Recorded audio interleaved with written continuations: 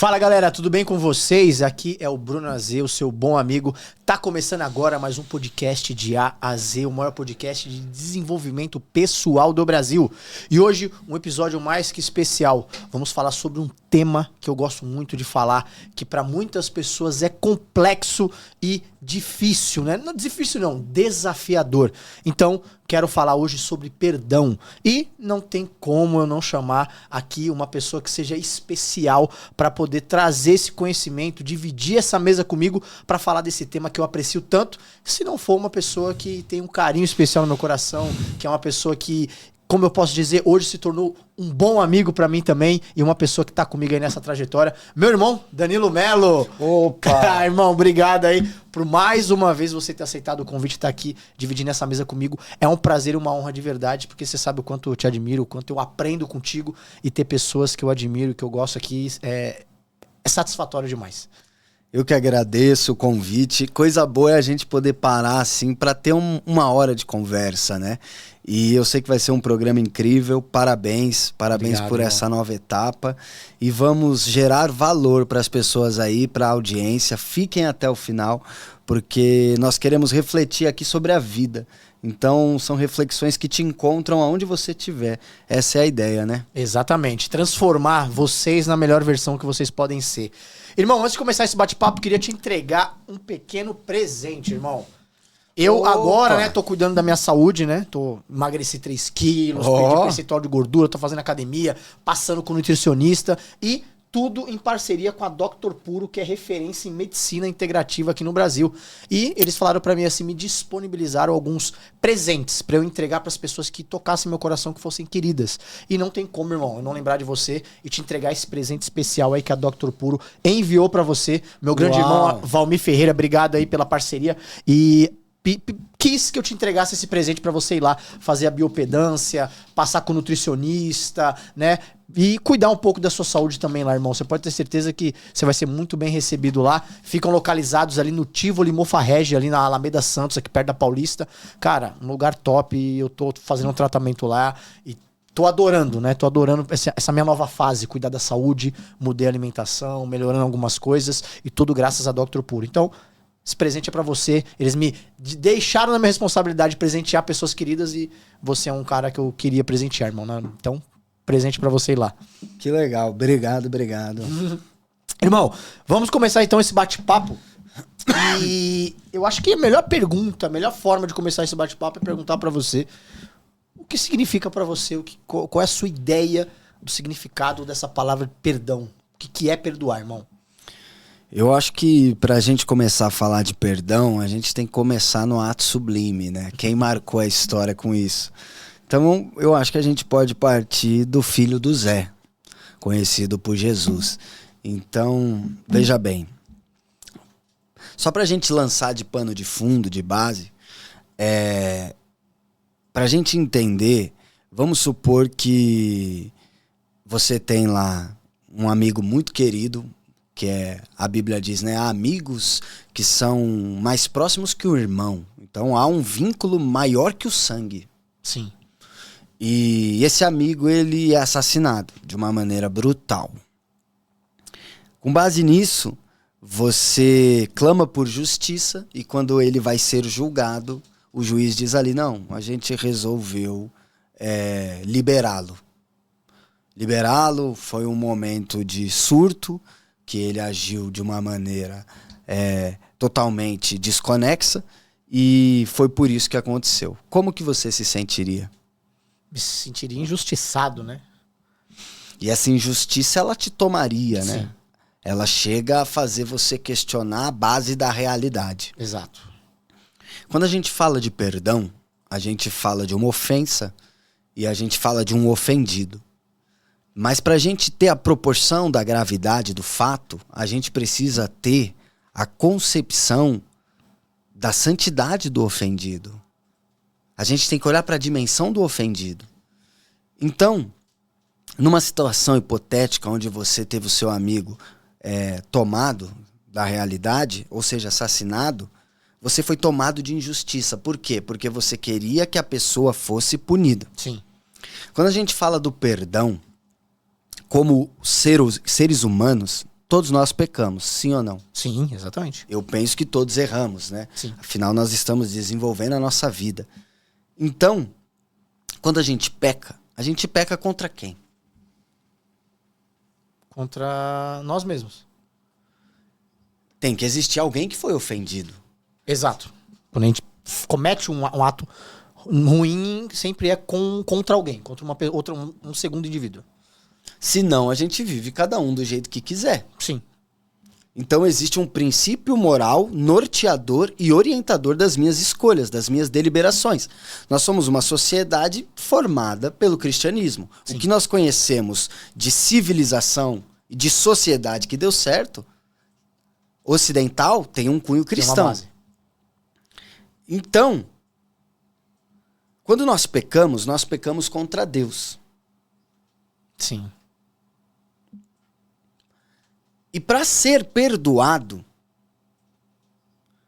qual que é o meu nível de santidade, de importância, de dimensão, de sacracidade e o de Deus? Eu não comparo. Eu sou criatura, ele criador. Eu existo. Eu tenho variação no tempo. Ele é. Ele não sofre, ele não está sobre esse tempo cronológico. Então, esse ser que pode cumprir um juízo, porque nós pecamos contra ele, Sim. de acordo com a nossa conduta de vida, forma de viver, pecamos nas deliberações, pecamos contra o principal mandamento, amar o próximo. Isso. Só vamos partir desse lugar, não precisamos de mais nada. Amar o próximo, é só disso que a gente está falando. Senão as mentes religiosas e as deturpações e distorções entram e cada um fica interpretando a partir de sua experiência vivida. Nós estamos no chão, estamos falando da vida. Não estamos falando de religião, nada disso. Então, amar o próximo. Essa é a base, essa é a lei, essa é a que o homem cunhou, Jesus, e nós estamos tentando viver ela até hoje, não conseguindo. Então, quando eu não amo o próximo, eu peco contra Deus, porque o próximo é a imagem do Criador. Sim. E aí, como que eu pago essa dívida?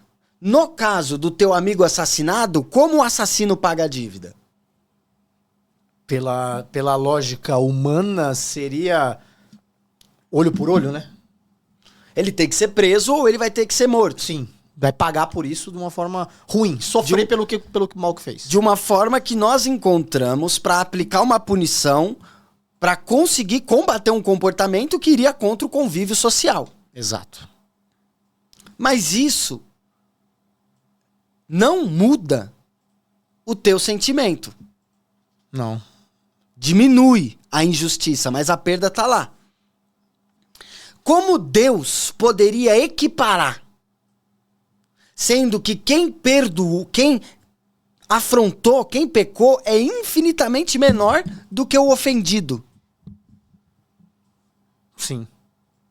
E aí o texto narrativo diz assim: todos pecaram e destituídos foram da glória de Deus. Então, ele precisava de alguém com a natureza do ofensor,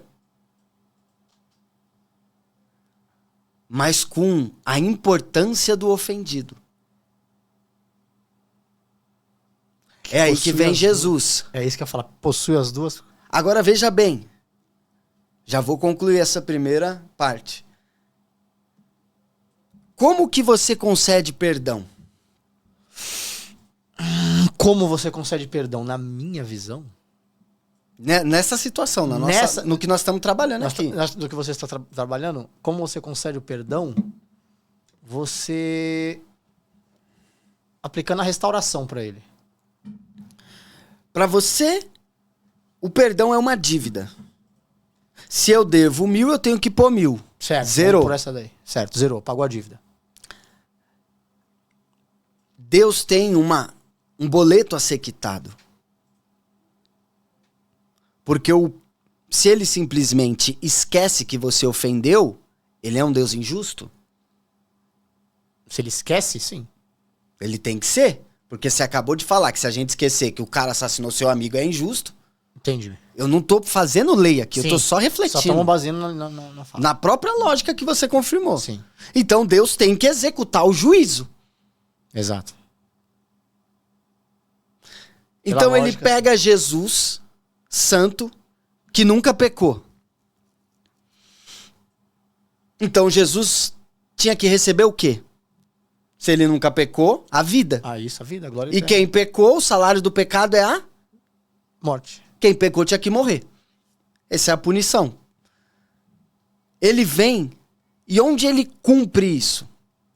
Jesus está na cruz. Quem esmagou Jesus na cruz? Quem esmagou Jesus na cruz? Os romanos. Os homens. Simbolicamente, porque ele falou assim, olha, ninguém toma a minha vida, eu a dou. Então não foram os homens. Sim, não foram os homens. Os homens foram os instrumentos. Quem estava cumprindo um juízo em Jesus na cruz? Deus. Quem deveria estar na cruz? Quem deveria? Deus. Eu e você. Quem Nós. pecou Quem pecou. merece a morte. Isso. A quem cruz pecou. era nossa. Isso, exatamente. Então, o que que isso quer dizer? Que para Deus que nos amou de tal forma, deu seu Filho unigênito, para todo aquele que nele crê não pereça, mas tenha a vida eterna. A cruz era o meu e o teu lugar, porque todos pecamos. Porque nós não nos amamos. Sim. Só que pra gente receber vida, Deus não podia simplesmente esquecer, porque senão ele seria um Deus injusto. Certo. Então ele pega o filho dele, com a dignidade dele, com a natureza nossa, porque senão era fácil. Jesus sofre como homem, mesmo sendo Deus, não usou por usurpação ser igual a Deus, mas antes ele se entregou, se esvaziou e morreu, morte de cruz. Então, quando eu olho para Jesus, Deus ele pune Jesus. Jesus ele tinha um crédito. Qual que era o crédito? A vida. Nós tínhamos um débito, a morte. Quando Jesus pagou um débito que não era nosso, a gente recebe um crédito que era dele, a vida. E agora, se Deus olha para nós, olha o que acontece. Se você pegar, vamos falar de cabrito, eu não sou bom de animal, hein? Tô falando muito de golfinho. Já vou concluir essa parte pra a gente entrar na profundidade. Se você pegar uma cabritinha mãe, tá certo, né? Cabrita, bezerro, cabrita. Cabrita. Teve 4 cabritinhos. E aí, quando ela teve os 4 cabritinhos, ela morreu. Certo. E aí você tem uma outra cabritinha que ela ficou viva e os filhos morreu. Então você tem uma mãe sem filho e um filho sem mãe. Exato. Como que você faz pra esse filho amamentar? Você vai ter que dar pra ele o colo. Mas ela rejeita, não é dela. Você vai ter que usar os meios humanos pra isso. Você vai pegar os que morreram, vai passar no que estão vivos, Ah, sei. e quando você pôr, ela vai sentir o cheiro. Dos dela. Isso é perdão. Restituição de dignidade. Quando Deus olha pra nós, ele não cumpre a ira porque nós estamos com o perfume do Cristo. Então, eu só Caralho. posso perdoar diante da cruz. Eu entendo a minha humanidade, o meu estado. Eu entendo que eu pequei contra o Criador. E isso me fez condenado. E no meio disso, Jesus morreu por mim. Agora o que eu posso fazer é replicar. Então eu acho que para falar de perdão a gente tem que partir daí. Quando eu enxergo quem Deus é, eu descubro quem eu sou. Quando eu descubro quem eu sou, agora eu me relaciono de uma maneira saudável para perdoar. A falta de perdão é um problema de autoimagem, de não saber quem é. Cara, faz sentido. Faz todo sentido. Faz todo sentido, irmão. Caramba! E. Nossa, agora você tocou fundo demais nesse ponto, porque eu sempre tive o perdão como a base, Jesus. Mas eu nunca fui a fundo pra ir antes de Jesus, como você foi. Sabe? Eu sempre vi o perdão de uma forma. Jesus como um exemplo de perdão que Deus nos colocou pra nós aqui, mas no sentido de nos provar na prática os atos de perdão. Mas eu nunca tinha pensado nessa profundidade que você passou a respeito do antes de Jesus, sabe? Isso me tocou, mexeu comigo aqui, de analisar os fatos e entender isso da autoimagem, de a gente se colocar na responsabilidade. Porque assim, pelo que eu entendi, a reflexão que veio pra mim é que quando alguém erra com a gente ou alguma coisa acontece de errado, o fato de não perdoar, o fato de condenar, vamos colocar assim, o fato de condenar alguém, de julgar, de querer se vingar ou apontar o dedo, vem do princípio de nós acreditarmos que nós somos perfeitos e não merecemos ou não somos dignos de receber uma injustiça de alguém, sendo que às vezes nós somos injustos com as pessoas de outras formas não similares às vezes a essa. Então, quando a gente não enxerga, né, isso que você falou, a autoimagem, quando a gente não se conhece como um ser humano, filho de Deus, um pecador igual a todos os outros seres humanos, a gente tende a ter dificuldade de perdoar. Mas quando a gente se coloca nessa reflexão, nesse autoconhecimento de si mesmo, de saber de onde a gente veio, quem a gente é, a gente começa a compreender o porquê que de repente as pessoas erram. Porque a gente também erra. E o perdão se torna mais fácil. Eu falo que você chega mais perto da realidade. Uhum. Se eu me enxergo muito maior que o outro, fica muito difícil de eu perdoar. Exatamente. Agora, quando eu enxergo a minha pequenez, o perdão flui naturalmente. Claro que a gente tem que ter várias conversas aqui. Perdoar é conviver? Não é disso que a gente está falando. Perdoar é esquecer? Também não é disso que a gente está falando. Devo aceitar qualquer coisa? Também não é disso que a gente está falando. Mas perdoar é pagar um boleto de uma dívida que não é sua. Porque você já entendeu que alguém pagou uma sua que não era dele. Exatamente. Então eu libero a pessoa no meu coração.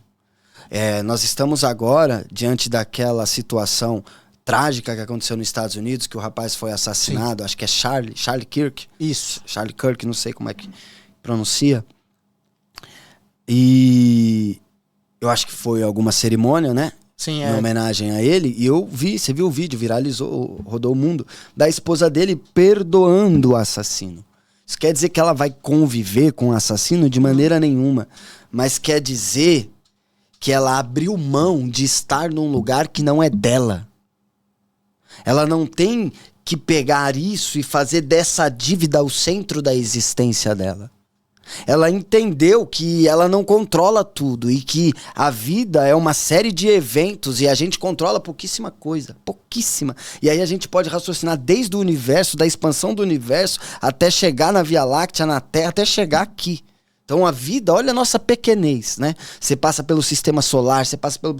Só olhar o planeta Terra, se você dá aquele zoom out, igual do Google Maps, você vai ver que a gente é pequeno. Então ela abriu mão disso. E eu acho que o perdão, ele começa... Eu só consigo enxergar melhor quando eu sei onde eu tô. Uhum. Então, por isso que eu comecei com Jesus. Por quê? Porque a gente sai daí. Senão, qualquer conversa é loucura. É loucura. É loucura, entendeu? Eu entendo isso, porque pra mim, a base do perdão não vem daí.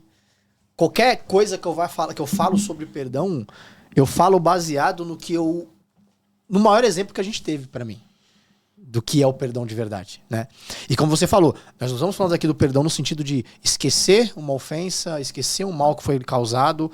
Nós não estamos falando aqui de perdoar situações que de repente para você é imperdoável, né? Até porque o perdão também tem tempo. Tem pessoas que não conseguem ter a facilidade de perdoar, que nem você deu o exemplo da mulher. É um processo, é um processo. Às vezes, ela em uma semana, de repente, ela conseguiu ter essa maturidade de perdoar. Mas às vezes tem pessoas que levam mais tempo. Então assim, a gente não tá falando de um perdão único, a gente tá falando só do que significa o significado real do perdão, que é se libertar de uma dívida que não é sua, se libertar de um mal que aquilo pode lhe causar, certo? Porque na visão dessa esposa, ela perdeu o marido, certo? Ela já está num processo de sofrimento eterno ali, que vai durar muito tempo, de perder, principalmente da forma que é insubstituível. É insubstituível. Ela não perdoar o cara, independente do que ele fez, ela colocar um peso maior, um sofrimento maior pra vida dela. Carregar um fardo. Carregar um fardo maior. Ela vai carregar a dívida. Por isso que eu falo que perdoar é pagar a dívida. Exatamente. O que é pagar a dívida? É aceitar. Isso. Eu aceito que isso aconteceu e que não há nada que eu poderia fazer pra acontecer diferente. Exatamente. E eu continuo sendo eu, apesar disso. Apesar da sua ferida. Eu também, eu penso desse seguinte modo. E outra coisa, irmão, que eu ia citar, porque você acabou citando, eu vou lembrar de uma pessoa que falou pra mim sobre isso, e eu fiquei refletindo muito sobre, que ele falou que o perdão, pra ele, se torna mais fácil por um seguinte ponto. E aí eu acho que liga muito ao que você falou sobre a existência, sobre você se aceitar, entender que você tem débito, tal, você não é perfeito.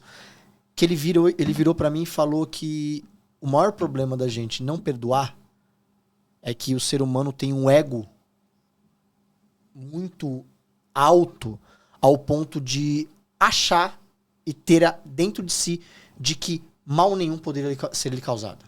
No sentido de que, tipo assim, cara, você nunca poderia ter feito nenhum mal pra mim. No sentido de, eu sou intocável, sabe? E quando a gente parte porque você falou, entende quem somos, que nós não temos controle das coisas. Eu não saí da minha casa hoje esperando ser, de repente, ofendido, machucado. Eu não quero. O que puder fazer pra não acontecer, eu vou fazer. Mas tá 100% no meu controle? Eu não posso encontrar alguém na rua que esteja num dia mal e simplesmente não vai com a minha cara, vai me ofender, vai me machucar. E aí o dia ruim daquela pessoa vai me contaminar? Não. Eu não tenho controle sobre aquilo. Eu tenho controle sobre quem eu sou. Eu entreguei o melhor pra ela, ela me entregou o que ela podia também.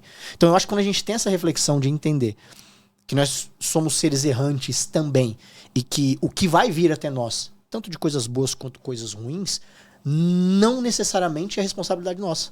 Porque às vezes eu posso estar aqui com você, irmão, e entregar o melhor Bruno. Gentil, educado, carinhoso, te oferecendo as melhores coisas, mas de repente você pode estar num dia mal, que não importa o que eu faça de bem pra você, você vai me retribuir com uma patada. Você vai me retribuir de uma forma ruim, negativa. Entende? Então, é entender que eu não tenho responsabilidade sobre o que me fazem. Eu só tenho responsabilidade pelo que eu sinto. E aí eu tenho duas escolhas. O Bruno que estava sendo amável, gentil, o Bruno que estava sendo educado, né, um cara recepcionando você de uma melhor forma, vou continuar sendo quem eu sou? Ou vou me transformar baseado nas suas atitudes comigo? Então, quando você me entrega algo ruim, pra mim, perdoar é você continuar sendo quem você é. Entregando o seu melhor. E o que é o meu melhor?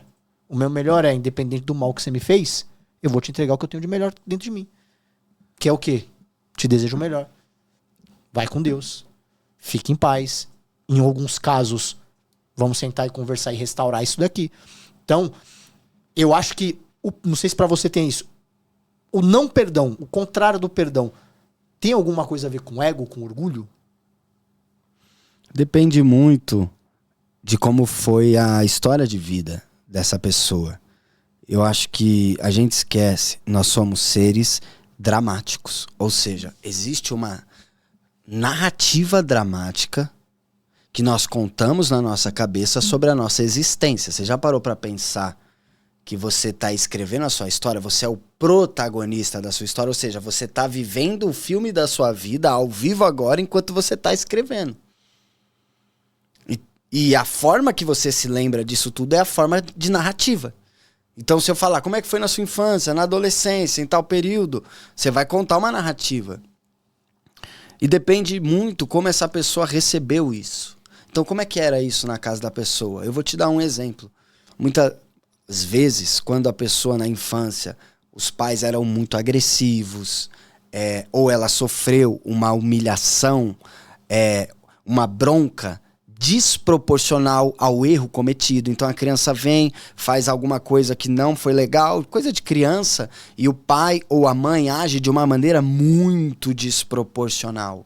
Ou que ela se sentiu humilhada, se sentiu exposta, ela ficou de certa forma ali oprimida, né?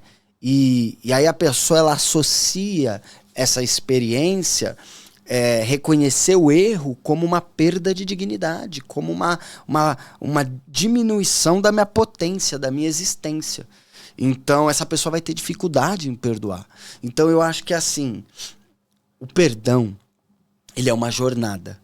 E essa jornada diz mais sobre quem perdoa do que quem precisa ser perdoado. Exatamente. Então, na minha jornada do perdão, o que ela fala sobre a minha história? Qual que é a minha relação com esse perdão? Qual que é a dificuldade que tá tendo? Qual é a proporção da ferida? Entendeu? E qual que é a minha história com essa pessoa? Eu, por exemplo, vou te falar uma forma de perdão que é raro, mas é uma sabedoria. Eu vou te ensinar isso. Cara, oferta. Servir. Não tem nada melhor do que você servir a pessoa que você precisa perdoar. Uhum. Porque o perdão é uma jornada que diz mais de quem perdoa do que de quem precisa do perdão. De quem precisa do perdão.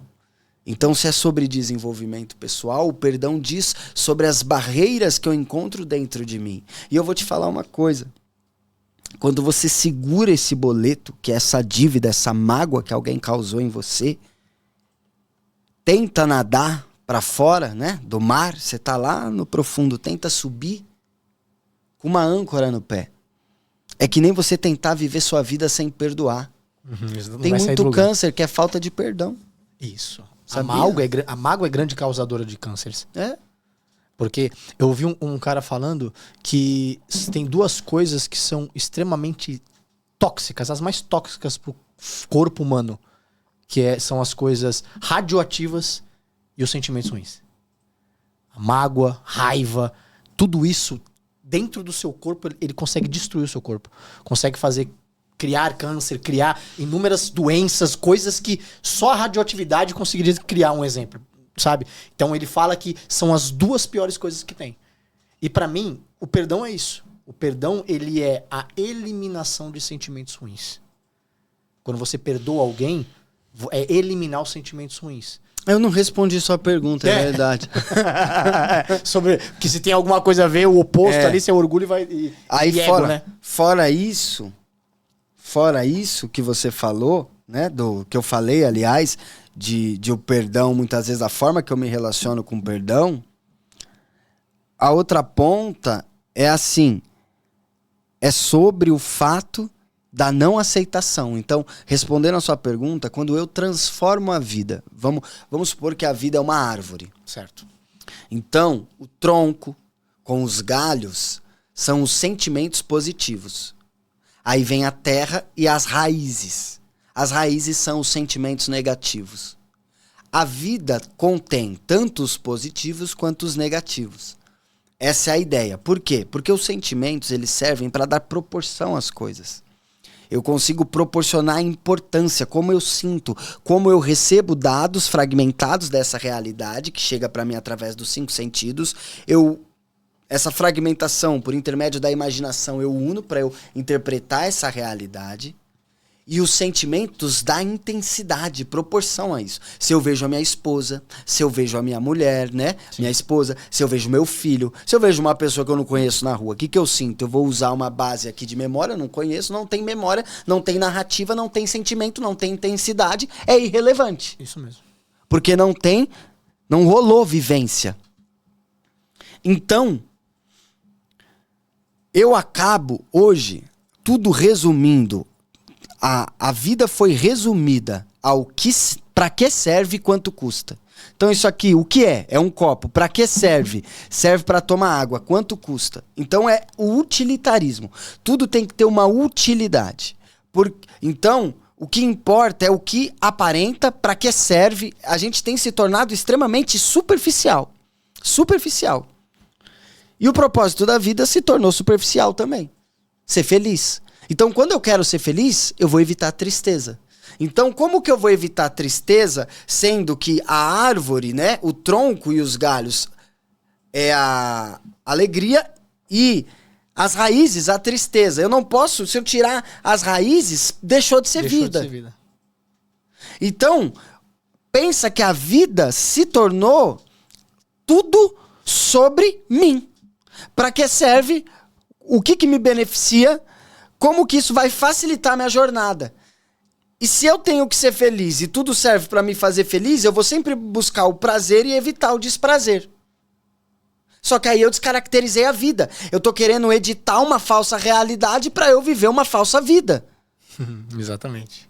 E aí, quando eu lido com situações desprazerosas, eu lido de uma maneira imatura. Por quê? Porque eu fiz disso o centro da minha vida. E, na verdade, a vida não é sobre mim. Eu estou passando isso. Só esse universo tem há 13,8 bilhões de anos. 13,8 bilhões de anos. Nós vamos viver 75 anos, sendo que desses 75, 25 anos você vai passar dormindo. É só você dorme um terço do seu dia, você dorme um terço da sua vida. Somos irrelevantes, né? 25 anos você vai passar dormindo, sobrou 50. 25 anos você vai passar trabalhando. Nós que trabalha bem, vai ser mais 30, 35. Então, eu transformei a vida em algo sobre mim quando não é. Pensa na perspectiva do viajante. John Bunyan, né, escreveu O Peregrino. Eu tô passando. E quando eu passo, a vida irá me trazer tristeza. A vida irá me trazer dores amargas que eu vou chorar. Eu perdi meu pai, eu tinha 6 anos. Eu nem sabia o que era a morte. Uma criança tentando entender a realidade, como que eu ia processar a perda, a partida. Não tá dentro da minha capacidade. Mas a vida trouxe. Eu vou fazer o quê? Eu vou negar a realidade? Eu vou criar uma falsa realidade? Deixou de ser vida. Então eu tive que aprender. Mas me trouxe minha esposa, uma mulher que eu encontrei na escola e até hoje a gente está desfrutando. A vida me trouxe meus filhos. A vida me trouxe meus cachorros. A vida me trouxe a perda precoce de um dos meus cachorros e chorei no meu escritório de madrugada enquanto ele estava internado no último dia de vida. A gente sabia que ele ia morrer. E eu vou pegar e eu vou me tornar Deus e editar a vida para impedir a tristeza. Acabou, não é mais vida. Então eu não perdoo porque eu não entendi o que é a vida. E aí eu vou brigar com a vida. E aí, se você já assistiu Rocky Balboa, ele fala assim: ninguém vai bater mais forte que a vida. Exatamente. Com a vida você não briga, meu amigo. Exatamente, irmão. E, cara, por isso que eu gosto de trazer você aqui, porque cada hora é uma reflexão, irmão. Você abre a mente, você, cara, entra nos meus ouvidos as coisas e fala, puta que pariu, como as pessoas precisam ouvir isso, cara. E pra mim faz todo sentido. Eu acho que o perdão tá muito atrelado à falta de sabedoria da gente lidar com o que realmente é a vida. Porque a vida é isso. Nós somos isso. Sentimentos bons e sentimentos ruins. Fases boas, fases ruins. As famosas vicissitudes. Você vai estar em alta, uma hora você vai estar embaixo. Uma hora você vai errar com alguém vai errar com você. Sabe? Eu fico pensando muito nisso. Sobre como é difícil as pessoas perdoarem. O quanto as pessoas valorizam algumas coisas e outras não. Vou dar um exemplo superficial aqui. Que eu tava pensando outro dia. Vou nem dar um exemplo, vou fazer outra pergunta, porque pra eu não fugir do que eu tava pensando antes de eu pensar. Hoje, irmão, quando você perdoa alguém que te fez algo mal, a tendência é que amigos ou pessoas te intitulem como besta ou idiota. Vou dar um exemplo. Uma amiga minha, ela passou por um relacionamento onde ela foi traída. Vou falar as palavras dela, tá? Não tenho um total conhecimento do cara. Mas ela falou que ele se arrependeu, né? Se aquilo tava mostrando mudança, e se aquilo, e ela ou o perdoou e continuou a relação, recomeçou a relação. Ela falou isso num grupo que tinha mais 4 meninas e eu estava nesse meio. Antes de eu virar e falar parabéns pela sua atitude, as 4 viraram pra ela e falaram assim, ó, você é um idiota. Você vai se ferrar, depois você não vai falar nada. E aí veio as lembranças das nossas vidas passadas, quanto nós éramos, que realmente a gente tinha essa tendência de, se alguém machucou com você ou vacilou com você, você é idiota de voltar a falar com aquela pessoa. Você é um besta de voltar a falar com aquele seu amigo que te deixou, que te falou mal de você pelas costas. Será que essa cultura que nós temos de tornar besta, idiota, quem dá uma segunda chance, faz com que o perdão seja muito mais difícil para as pessoas hoje? Eu acho que a não aceitação de que a gente não controla tudo torna a vida muito amarga para as pessoas. Então, assim, primeiro, a gente não controla tudo. Segundo, a gente nem enxerga a realidade. A gente está interpretando a realidade a partir das nossas experiências pessoais.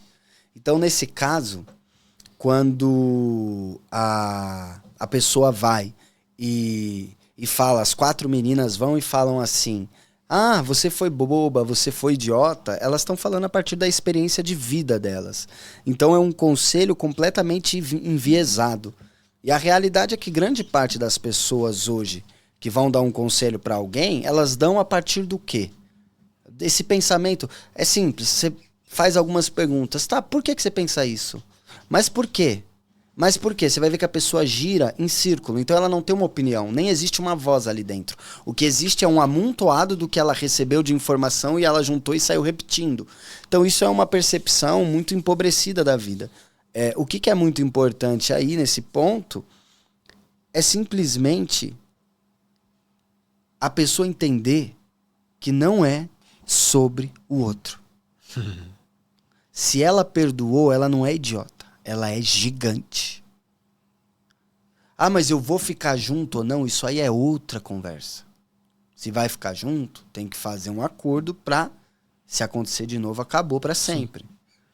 Mas se você foi capaz, você, no momento de vulnerabilidade que você tá, porque alguém te feriu, no momento de solidão, mesmo na presença de outras pessoas, porque no momento que a gente é ferido, muitas vezes a gente se sente só, mesmo na companhia de muitos.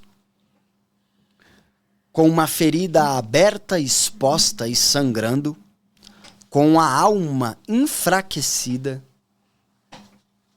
Um momento que você teria todos os argumentos do mundo para ter ações injustificáveis de ofensa, de confronto, de xingamento, às vezes até comportamentos explosivos, falando de uma grande ferida, como dessa moça que perdeu o marido.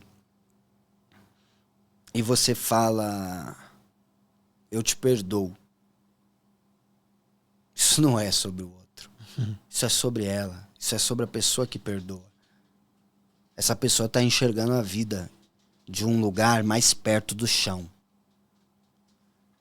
E essa leveza do coração é profundidade do ser. É alguém que no meio de tanto barulho está mostrando que tem uma voz. Não é só um eco. Não é só um acumulado de informação. Então a conversa hoje, Azê, ela ficou atrofiada. Ela ficou empobrecida. E aí você não consegue mais compartilhar a vida. O que sobra, vamos falar de futebol, vamos falar de viagem. Sei lá, viagem ainda é algo muito bom, mas o que sobra é ficar rodando. Sobre futilidades, né? E não sai, não chega a lugar nenhum. Não tem um pensamento que saia da pessoa. Não tem um pensamento que vem de uma história vivida. Pô, você quer falar de perdão? Como que o perdão tocou sua vida? Onde você foi encontrado? Qual a necessidade do perdão? E é aí que a gente começa a pensar a vida. Senão a gente fica só nas aparências. Por isso que a pessoa vira e fala, você foi idiota. Isso nem é uma palavra, isso é quase um arroto. Uhum. Eu, nesse mesmo momento, lógico, para não causar discórdia ali naquele momento, segurei a minha opinião, né? Mas na hora que aquelas 4 meninas saíram daquele círculo, eu cheguei nessa menina e falei assim, ó. Quase que eu falo o nome dela. Peguei na mão dela e falei assim, ó. Você não é idiota, você não é trouxa, não. Você tá muito certa.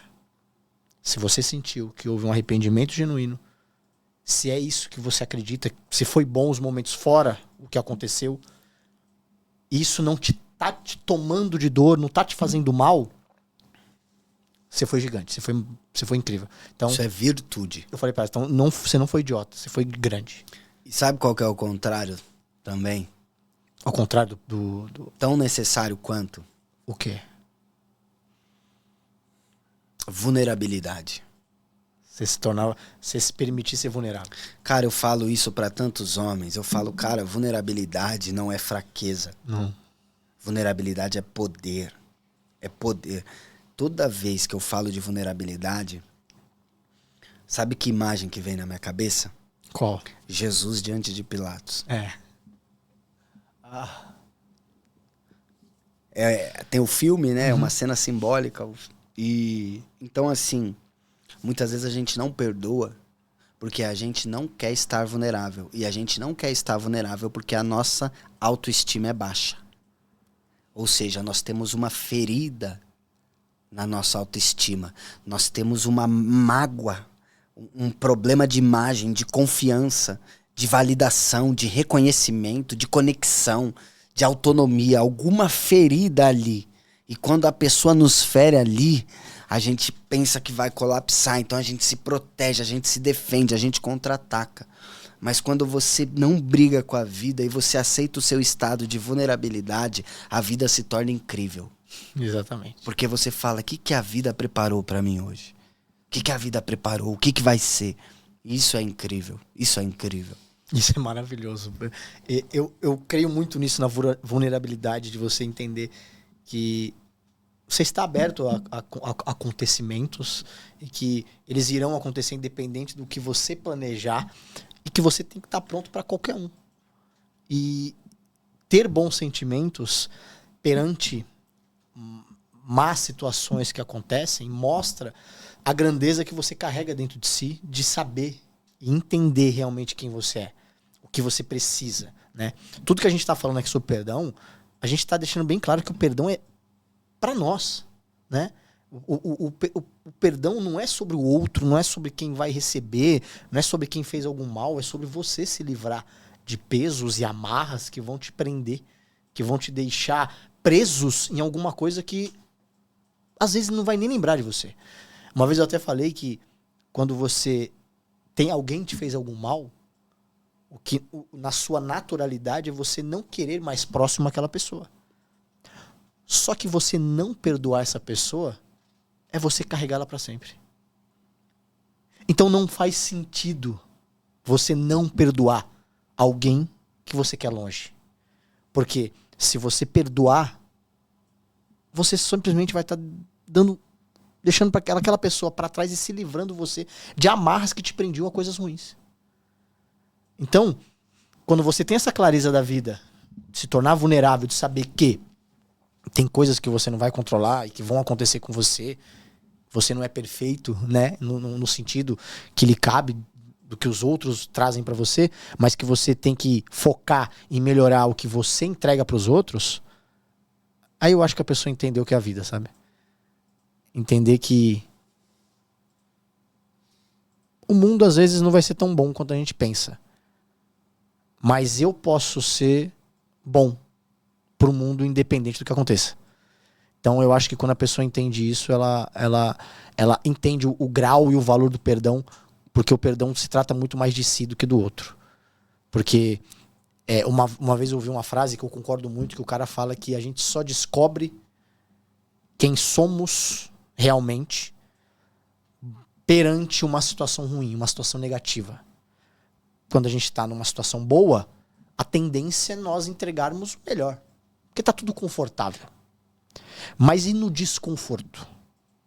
Aí no desconforto que a gente mostra nossas raízes. Que nem você falou. Quem nós somos verdadeiramente.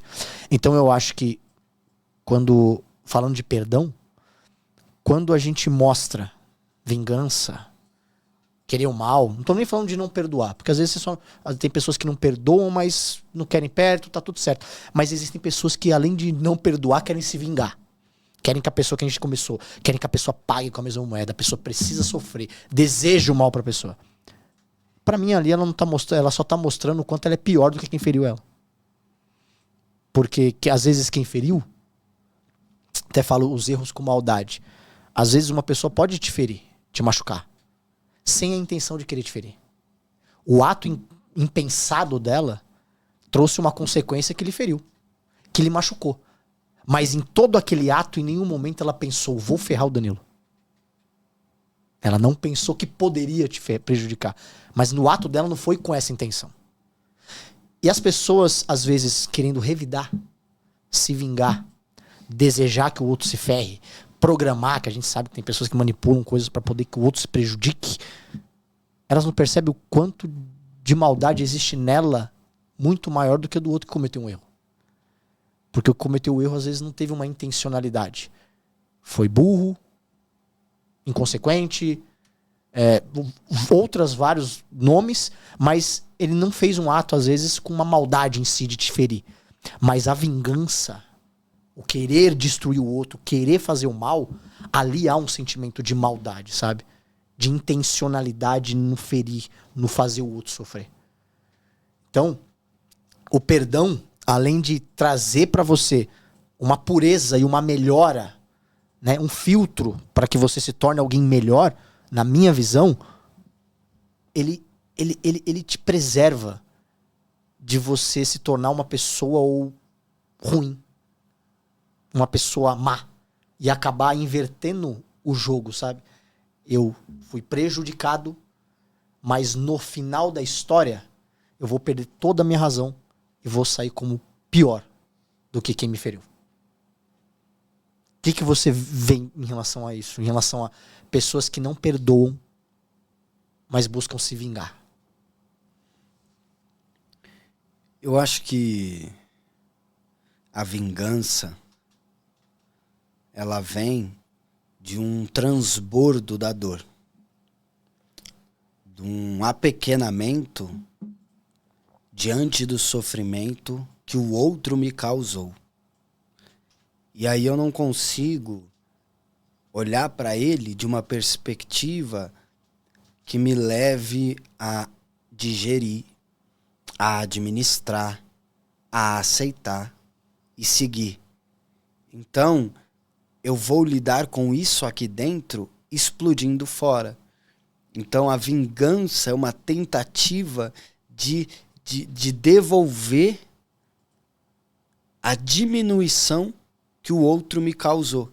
Então é um movimento inconsciente de, no transbordo do insuportável que eu desago sobre você, eu tenho uma elevação, eu tenho um ganho, eu tenho uma satisfação. É uma forma de enxergar a vida como um campo de batalha. Então as coisas precisam ser dessa forma, senão eu não consigo. Eu entendo a realidade a partir disso. Se você me feriu, você tem que pagar. Você tem que sofrer as consequências. Por isso que a ferida, ela sempre vai revelar em que jornada da vida eu me encontro. É por isso que quando eu falo de relacionamento conjugal, não tem nada para evidenciar o nosso empobrecimento existencial, ou não tem nada que vai demonstrar mais o quanto a gente precisa evoluir do que as brigas em um casamento. Porque o casamento, ele vai evidenciar para mim todos os meus pontos fracos. Só que as pessoas, elas estão tão acostumadas a colocar na vida um pensamento de que todos nós enxergamos a mesma coisa, que quando a pessoa age de uma maneira diferente, eu olho sempre pela perspectiva de que a pessoa errou. Então eu tenho uma mente fechada ao diálogo. Porque o que abre a mente para o diálogo é a multiplicidade de possibilidades que a própria vida e a singularidade do ser coloca como a existência que a gente está. Então, por exemplo, cada um é único. Quando eu digo de ser, eu digo de insubstituibilidade. Acho que é assim que fala, né? Ou unicidade, singularidade.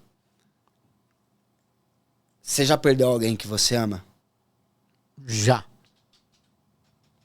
Se você perde o seu melhor amigo, não é só você chegar e escolher outro amigo. Não. Não volta. Não volta.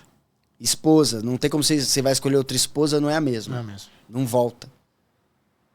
Então, se cada ser humano é único, insubstituível, singular, na multiplicidade dos seres e das interações, o que vai acontecer é justamente muitas vezes eu te ofender, mas não foi minha intenção. Você me ofender e não foi a intenção. Se eu parto desse princípio dentro de um relacionamento, eu vou aberto às feridas. Eu vou aberto para a vida.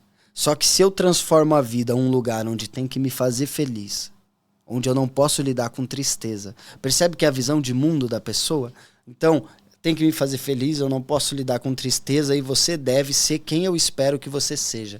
Então, quando você age de uma forma que eu não concordo e que muitas vezes está demonstrando a sua singularidade existencial, então você me ofende. Quando você me ofende, eu te aponto, mas na verdade eu estou querendo te anular. Então eu falo de uma intenção sua, mas eu não posso afirmar. Porque eu só vejo um corpo. O ser é corpo, mas quem? Eu não te conheço, eu vejo um corpo quem? E o quem? A conversa traz o quem. Então, se eu te julgo, eu anulo quem você é. Eu não sei qual foi a sua motivação. Eu não sei qual foi a sua intenção. Quando você trouxe uma fala, quando você trouxe um comportamento, você trouxe um quem, um porquê. A sua forma de viver, a sua história de vida, a sua narrativa dramática, argumentativa, desde que você era um esperma no testículo esquerdo do seu pai. Desde esse momento, um ser único, que enxerga de forma única. Então a única coisa que eu posso te falar é a partir da minha singularidade. Olha, quando você fala alto, isso chega pra mim como uma agressão. Isso é totalmente de eu virar e falar, seu agressor! Quando você se atrasa, o que chega pra mim é que eu não tenho importância. Diferente de eu falar, você não liga pra mim. Quando você não me responde, parece que eu não sou prioridade. Diferente de eu falar, você não me ama e não quer saber de nada. Então, quando eu entendo o que me causou, mas eu entendo a singularidade do ser, eu tenho abertura para a vida, para te falar, ó, daqui, de quem sou, de como enxergo, de como vejo, isso aqui chegou assim, eu me senti não priorizado, eu me senti desvalorizado, eu me senti não amado, eu consigo te situar e dou a você a base comparativa, o que eu fiz, como a pessoa se sentiu. Agora eu vou mudar porque eu digo te amar. Se eu digo te amar, eu tenho que manifestar em ações de evolução. Exatamente, caramba, irmão. Você, cara, você consegue fazer como é que eu posso dizer? Uma bagunça na minha cabeça. Bagunça no bom sentido. De cara, você fala as coisas, eu fico aqui absorvendo e falo, cara, que foda. Olha isso, como as pessoas... não vou dizer que é fácil, mas a forma como você traz mostra que não é tão difícil quanto a gente pensa. Tem que querer. Isso. Se as pessoas tivessem essa consciência, cara, seria muito mais fácil, né? E trazendo pro campo que você falou do relacionamento, eu introduzi o perdão nisso, porque eu acho que no local, no campo, né? Local não, no campo, que o perdão é mais aplicado é nos relacionamentos. Eu acho que às vezes nas amizades as pessoas tendem a se afastar dos amigos mesmo e tá tudo certo, mas eu vejo realmente que em relacionamentos conjugais existe realmente a prática do perdão. Então, queria entrar nesse ponto aí. Muito bom. O quão importante é o perdão não para um relacionamento, mas para a durabilidade de um relacionamento? Não existe relacionamento sem perdão. Não tem como. Por quê? Se é um fato que a gente vai ferir o outro, e eu nem tô falando de eu ser errado, de eu ser uma pessoa ruim. Eu estou falando da multiplicidade dos seres e da diversidade de vida e de percepções da realidade. A gente se desencontra em como a gente interpreta a realidade. Então eu preciso do perdão porque o perdão é um ato reparador. Quando existe um casal, existe uma conexão estabelecida por um vínculo fundamentado numa palavra, evidenciado em comportamentos. Eu mostro por comportamentos que amo, testifico que amo com palavra, com isso estabelecemos um vínculo e agora estamos instalados na realidade como um casal. O que vai nos manter instalados nessa realidade é que nós prometemos nos amar. O que é o amor? Vamos começar aí. Vou ter que dar uma volta aqui rapidinho. O amor não pode ser um sentimento. Eu me recuso a achar que o amor é um sentimento. Hoje eu sinto vontade de algo, amanhã eu sinto de outro. Hoje eu sinto isso, amanhã eu sinto aquilo. Sentimento, ele passa, não sustenta grandes decisões. Então o amor, ele é um estado onde o casal está instalado nessa realidade.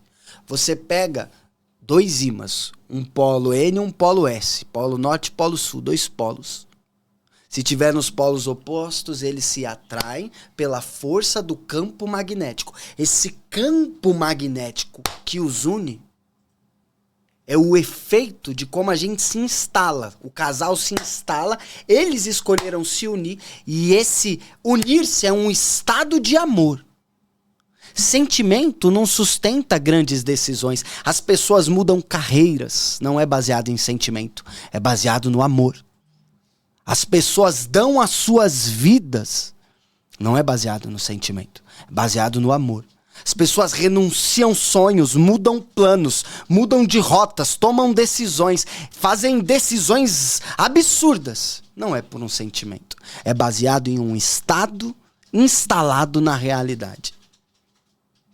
Só que como não somos perfeitos, um fato, a realidade, faz parte da realidade, tanto um certo desconhecimento. Por exemplo, eu não tô te vendo por dentro agora. Tô te vendo por fora. Se eu tiver que ver você por dentro, eu vou pôr numa máquina de ressonância, você vai entrar, nós vamos ver você por dentro. Mas aí eu não vou te ver mais por fora. Sim. Se eu estiver dentro do carro, eu não posso ver fora. Então faz parte da estrutura da realidade um certo desconhecimento. Verdade. Se faz parte da estrutura da realidade um certo desconhecimento, sempre existe um pedaço do outro que eu tô buscando conhecer. Só que eu nunca vou conhecer, porque a gente se renova, porque vida é fluxo. Exatamente. Então a única coisa que a gente pode garantir é que a partir desse lugar onde nós estamos instalados na realidade com amor, amor que sustenta grandes decisões, prometo ser leal, prometo ser fiel na saúde, na doença, na riqueza, na pobreza, até que a morte nos separe. Amor é um estado de estar instalado, é uma pessoa. Jesus. Então, o perdão, a escola do perdão é o casamento. Tanto para os filhos que enxergam nos pais, quanto para os pais que aprendem e ensinam para os filhos aquilo que eles estão vivendo.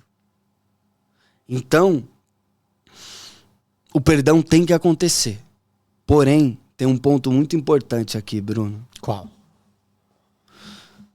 O perdão não pode ser um cheque em branco para minha falta de caráter. Sim. Então, assim, o perdão é a base da relação. Tem que haver perdão, senão não tem relação. Mas tem que haver capacidade de olhar para a situação, para as consequências da situação. Eu tenho que olhar para isso e extrair disso um aprendizado para a vida. Se eu estou sempre pedindo perdão pelas mesmas coisas, não é o perdão que eu quero. Não. Eu quero um cheque em branco. E cheque em branco na relação é desumanizar o outro. Exatamente. Se eu quero que você me perdoe sempre e eu não mudo comportamentos que eu sei que te afetam negativamente, então eu estou querendo anular a sua existência. Porque na realidade que você vive, cada vez que eu te firo, isso dói. Sim. É uma dor, é um sofrimento. Então é contra o estado instalado na realidade de amor eu não mudar. O perdão, ele pressupõe reconhecimento do erro causado, reconhecimento dos danos, arrependimento das ações, reflexão sobre os novos passos e aprendizado com novas condutas. Pode perdoar sempre. Agora, se é sempre a mesma coisa, aí não é perdão. Aí o que eu quero, na verdade, eu quero uma muleta para não lidar com os desconfortos da vida.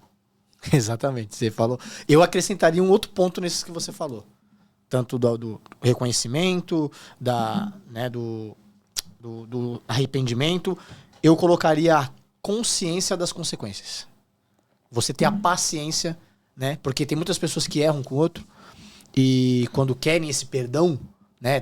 Essas novas chances, esse perdão, eles não querem passar pela consequência do mal que causaram. Nossa, você tocou num ponto... Né? Num ponto... Então Vamos falar de relacionamento, vamos falar de traição. Só pra pegar o ponto. Eu te traí, me arrependi do que eu fiz, você quer me dar uma nova chance, me perdoar.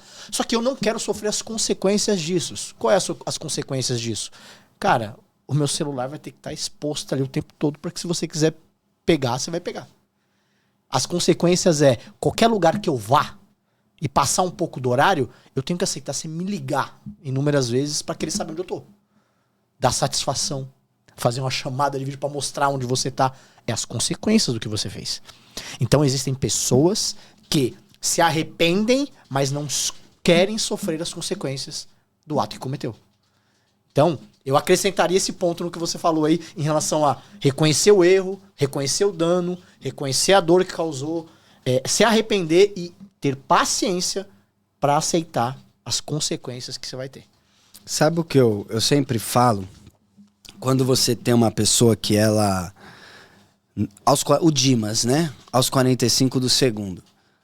Você tem a pessoa que ela... acordou pro fato de que ela sempre foi um péssimo marido, uma péssima esposa. Só que essa pessoa, ela trouxe a relação pro limite. Pro limiar da desgraça. Da tragédia final, vamos pôr assim. Aí, pensa a relação como um campo fértil. Onde eu planto. Planto o quê? Semente. Que semente? Palavras, atitudes, escolhas, decisões, comportamentos. Como assim? Como que fala, quanto fala, sobre o que fala, pra onde vai, como vai, quando vai, dorme junto, acorda junto, toma café, não toma, sai pra jantar, não sai, faz coisa junto, não faz, se importa um com o outro, não se importa. A somatória das interações e do quanto você alimenta esse relacionamento, investindo em momentos com o outro, vai determinar a qualidade dessa relação. E aí essa pessoa que muitas vezes, a verdade, ela não esteve numa relação, aí porque a outra pessoa desistiu de não existir e decidiu existir, aí a outra pessoa quer mudar. Aí o que acontece? Essa pessoa ela começa a fazer coisas boas. E aí ela tá fazendo coisas boas esperando que o outro já reaja de uma maneira quase que automática. E não é assim. Ali, né? O relacionamento, se ele é um campo onde você planta com essas atitudes... Muitas vezes você vai plantar por uma safra inteira e você vai plantar coisas boas. Esse é o processo da restauração do casamento. Você vai plantar na safra boa, você vai plantar uma safra boa, mas você vai suportar a safra ruim. Uhum. Porque não existe arrependimento onde você não suporta as consequências dos seus erros. Que babaquice é essa? Exatamente. Eu falo que vou mudar, mas eu exijo que você engula o que eu fiz. Eu tenho que ter respeito ao teu processo. Exatamente. Então o que eu falo para as pessoas é assim... Lembra, o que vai provar o teu coração e a tua mudança não é só você fazer coisas boas e plantar coisas boas, mas é você ter a capacidade, e aí pros homens, porque os homens precisam entender, a gente precisa falar um pouco disso. Sim. Os homens precisam ser homem, não tem mais homem. A capacidade de você, mesmo colhendo coisas ruins, você continuar plantando coisas boas. E aí quando mudar a estação ruim que você plantou por anos, aí você vai colher uma nova safra, fruto de uma nova estação. Aí você vai celebrar. Mas no processo você se tornou alguém melhor. Por quê? Porque você serviu. Você serviu sua esposa. Exatamente. Um homem que não serve não é homem. Você falou um ponto bom, que é bom a gente falar sobre isso com os homens. E eu me coloco nessa situação porque assim, eu já vivi situações... Todo mundo sabe que eu já pisei muito na bola em alguns relacionamentos no passado. E eu já tive relacionamento que eu pisei na bola e achava que eu tinha me arrependido, mas eu não queria passar pelas consequências. Eu achava que a pessoa ela tinha que voltar as coisas como eram. Ponto, eu já me arrependi, pedi perdão e tá tudo certo. E também já tive relacionamento do qual eu já tinha uma maturidade em relação a isso, de entendimento do arrependimento, da qual eu pisei na bola, separamos e eu respeitei a decisão. Muitas pessoas falam assim, você nunca foi atrás da pessoa lá que você falou que amava ela. Eu falei, eu nunca fui atrás, porque a consequência do meu ato é essa. Eu preciso ficar sem ela.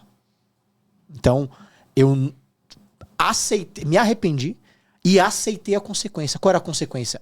Ela terminou. Ela não confiava mais. Ela não queria estar comigo. Então eu não tinha direito nenhum de ficar enchendo o saco. Tive que aceitar a consequência e aceitar em paz. Mesmo na época querendo voltar. Querendo ir atrás. Querer lutar. Só que, na minha cabeça, eu querer lutar contra a vontade dela, não era simplesmente porque eu estava arrependido. Era mais uma vez suprindo um ego meu de querer fugir de uma dor. Estar com ela seria tirar a dor de estar sem ela. E não. Se eu errei, eu tenho que pagar por isso. E o pagamento foi qual? Perder ela naquela época. E aí eu vivi isso. Então, eu aceitei e hoje eu entendo isso. Sobre o quanto é difícil... Fala dos homens. Os homens passarem por esse processo de arrependimento verdadeiro. Porque muitos passam pelo arrependimento da fala. Mas será que se arrependeu porque foi pego? Ou porque percebeu o mal que causou? Porque eu conheço homens que só se arrependeram depois que foram descobertos. Mas eu também conheço pessoas que se arrependeram pelo mal que causou pro outro. Aí eu acho que há uma grande diferença. E aí entra o campo do perdão. Eu sou um cara que eu ligo já que nós falamos de relacionamento, eu ligo o perdão a uma segunda chance. Eu não creio no perdão como o jogar para debaixo do tapete. Ah, eu perdoei aquela pessoa, mas eu não quero estar no mesmo ambiente, eu não quero ver, eu não quero chegar perto. Perdão é a ausência de maus sentimentos. Se me incomoda você, se me incomoda a sua presença, se me incomoda falar mal, isso são maus sentimentos. Então eu não perdoei. Eu só tô querendo jogar pra debaixo do tapete. Então, quando eu penso em relacionamento, eu acho que o perdão, ele é uma segunda chance. Mas em casos onde há o arrependimento. Muitas pessoas acreditam que quando você se separa de alguém, acontece algum erro, desfigura o relacionamento, o perdão é dar uma segunda chance de qualquer jeito. Não. Pra mim, se há um arrependimento genuíno, se há realmente uma consciência de uma pessoa que errou com a outra, que nem você falou, assumir o que fez, entender a dor que causou, o dano que causou, se arrepender genuinamente e ter paciência e saber que vai passar pela consequência disso, aí eu já acho que o perdão entra como uma segunda chance. Merecedor de uma segunda chance. Porque você pode falar melhor do que eu, que você atende casais. Mas eu conheço inúmeros casais que passaram por um processo de quebra e que após a restauração, porque houve o perdão genuíno de um lado e o arrependimento genuíno do outro, que quando houve esse novo elo, porque não é o mesmo, é um novo elo, eles se tornaram muito mais felizes, muito melhor a relação do que era antes. Não sei se você tem algum caso nesse sentido, de relacionamentos que se quebraram, que após o perdão, um arrependimento genuíno, eles construíram uma história mais forte, mais sólida. Olha, não somente eu tenho, como isso são dados, tá? Existe muito mais esperança para um casal onde houve traição e eles foram capazes de olhar para os erros, buscar uma ajuda terapêutica, cada um assumiu a sua responsabilidade sobre o porquê o relacionamento chegou nessa situação, porque nunca é um, sempre é os dois. Como assim sempre os dois?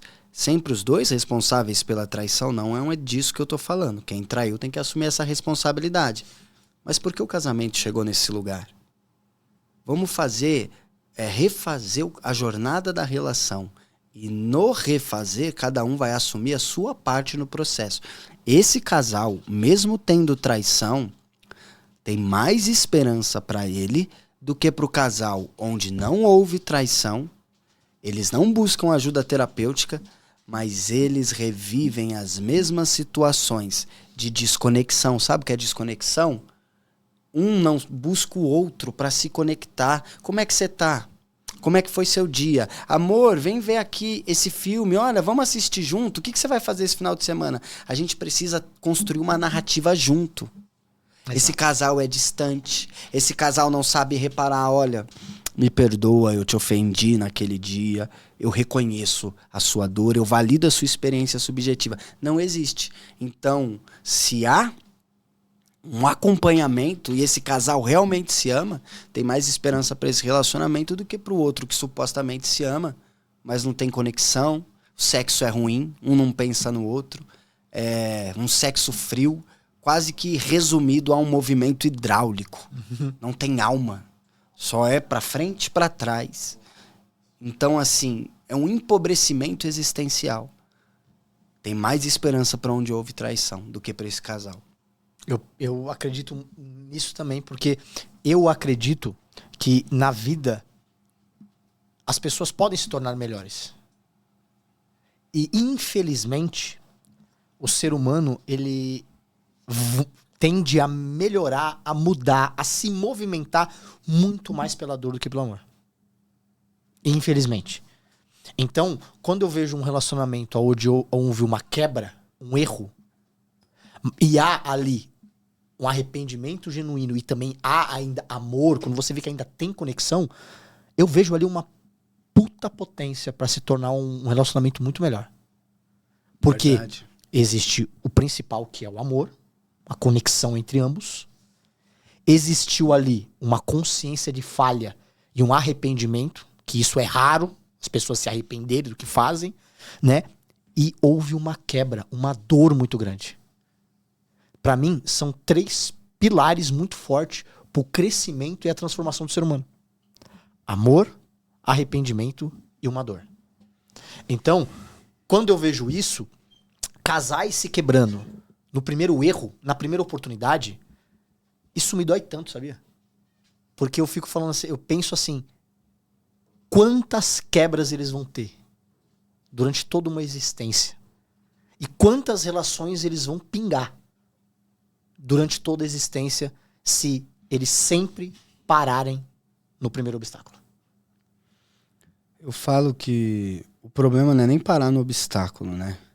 O problema é você se vitimizar diante do obstáculo. Porque assim, se você parar diante do obstáculo, mas você refletir sobre o obstáculo, você vai sair dele. Sim. Agora, se você fizer do obstáculo uma narrativa de vítima, aí a sua vida não anda. Ah, não, eu não sou vítima, nós somos vítimas direto nas brigas conjugais. Por que que cada um não assume a sua responsabilidade? Cara, o que eu tenho visto de homens, minha visão de mundo, tá? Todos podem discordar. Eu não acredito numa relação onde o homem não lidera a relação emocionalmente. Uma relação onde a mulher tem que sempre estar fazendo planejamento para eles estarem juntos, perguntando quando eles vão se encontrar sexualmente. Tem mulher que ela que tem que procurar o marido. Sim. Entendeu? Porque senão não tem sexo. Uma relação onde o homem nunca se responsabiliza pelos sentimentos que muitas vezes ele gera no outro pelas ações dele. Então ele tem uma ação, a mulher tem uma reação, e ele quer apontar a reação da mulher, ao invés dele assumir a responsabilidade da situação, acolher o sentimento dela, e numa outra oportunidade, se o sentimento de ferida dele é válido, ele vai conversar com ela, vai falar, ó, dessa forma que você agiu, isso me feriu. Só que não. Cara, o que tem de homem desmasculinizado, vamos usar essa palavra, foi desconstruído. Como assim desconstruído a masculinidade? Primeiro, um homem que não se controla, ele não pode ser homem dentro de um relacionamento. Cara, se você não se controla, você não é confiável. Se você não é confiável, a sua mulher vai viver, ó, cortisol lá em cima. Exatamente. Por quê? Porque, meu Deus, você é imprevisível. Então você precisa lidar com isso. Um homem ciumento, ou seja, um homem que é inseguro, que tem baixa autoestima, e aí ele não dá conta disso e ele controla a mulher. Provavelmente vai ser hipócrita também. Certeza. Então, há um problema de masculinidade. E um homem, se ele não exerce uma liderança emocional sobre o relacionamento, AZ, não tem relacionamento. Então eu acredito que uma relação, ela vai dar certo sempre. Primeiro tijolo, Deus. Segundo tijolo, o homem sendo homem. Se o homem não for homem, vai viver um ciclo infinito. Por quê? Porque a mulher é flutuante. A mulher é uma bomba hormonal. A mulher, a cada semana, ela tá num ciclo. Ela é igual a lua. Pô, a gente estuda, lê 1 milhão de livros, faz 3 graduações, pós-graduação e estamos estudando e a mulher tá mudando. O homem é estável, a mulher é flutuante. Então o homem, a partir da estabilidade dele, ele estabiliza a mulher. Agora nós estamos no meio de um bando de homens desestabilizados e que justificam as suas instabilidades na instabilidade da mulher. Então não tem fundamento a relação. Por quê? Porque cadê? Você tenta tocar, você vai falar com um casal, mas cadê o masculino pra equilibrar? Quem construiu as civilizações que a gente conhece foi homem. Foi homem que aguentou, que segurou. Exatamente. Aí você pergunta, cadê o masculino pra construir uma relação? Não tem, Azê. Verdade. Não tem homem. Por que não tem homem? Porque esses caras são ofendidos. O ego frágil, não vencem o próprio ego, precisam de validação constante, ficam dando indiretinha, se vitimizam, culpam a mulher, é um piloto, é um avião sem piloto, porque não tem homem. E a relação só dá certo quando o homem senta no banco do piloto. Isso quer dizer que ele é melhor? Isso é idiotice. Quer dizer que ele é maior? Burrice. Quer dizer que ele serve. Ele é o primeiro a servir.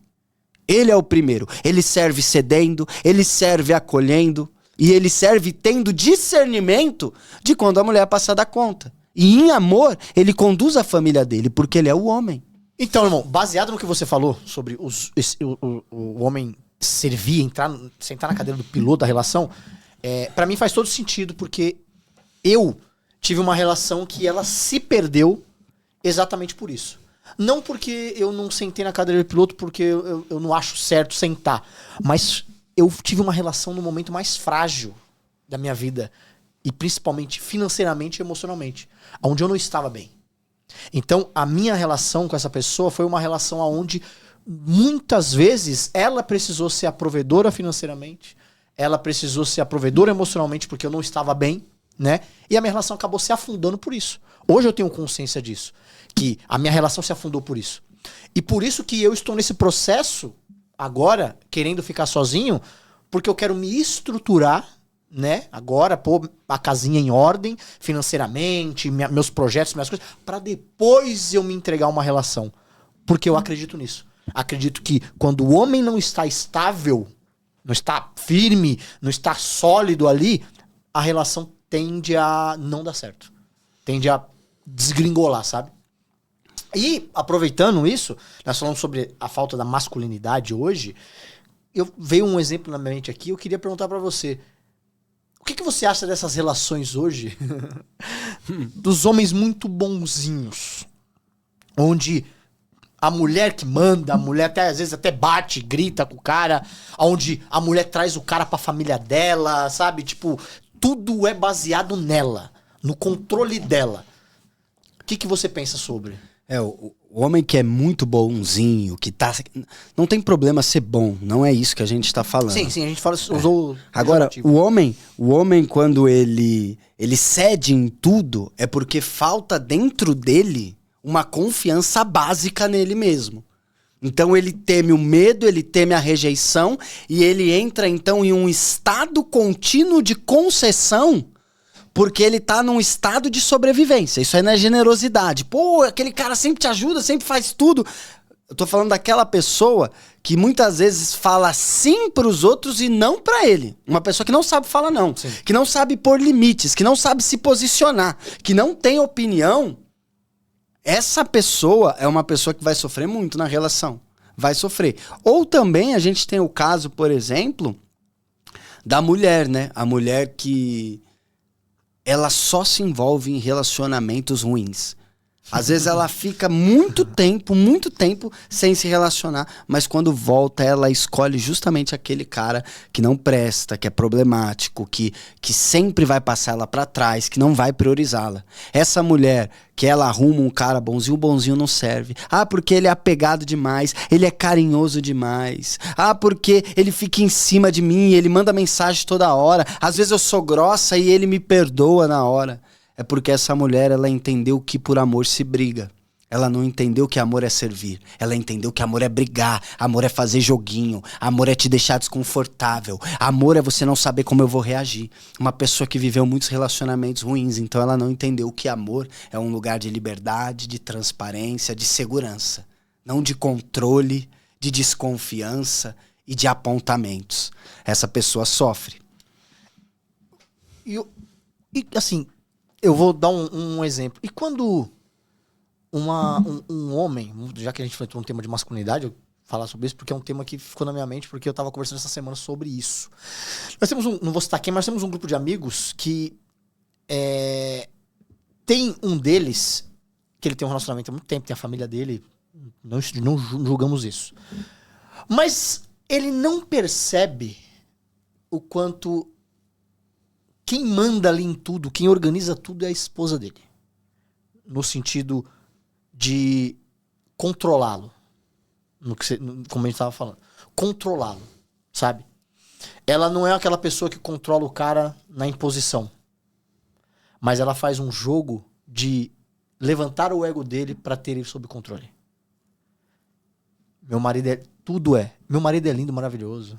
Eu não vou fazer... Eu ir pra algum lugar com as minhas amigas sozinha? Não vou. Eu só vou com meu marido maravilhoso, tal, não sei o quê.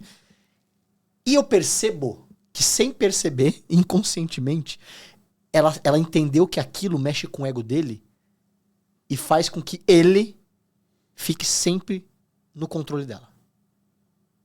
No sentido de fazer o que ela quer, fazer as vontades dela, até familiares, às vezes tá só com a família dela, mas não com a dele. Tá com os amigos dela, mas não com os amigos dele. E ele não percebe que ele entrou num jogo que ela domina tudo. A gente tava conversando sobre essa semana sobre isso. Queria que você falasse um pouco sobre isso. Existe essa forma de a mulher entender o jogo e o cara é falta de posicionamento ou de repente, sei lá, o cara gosta? Queria entender isso, porque ele é uma pessoa, sempre foi uma pessoa muito firme, de personalidade forte.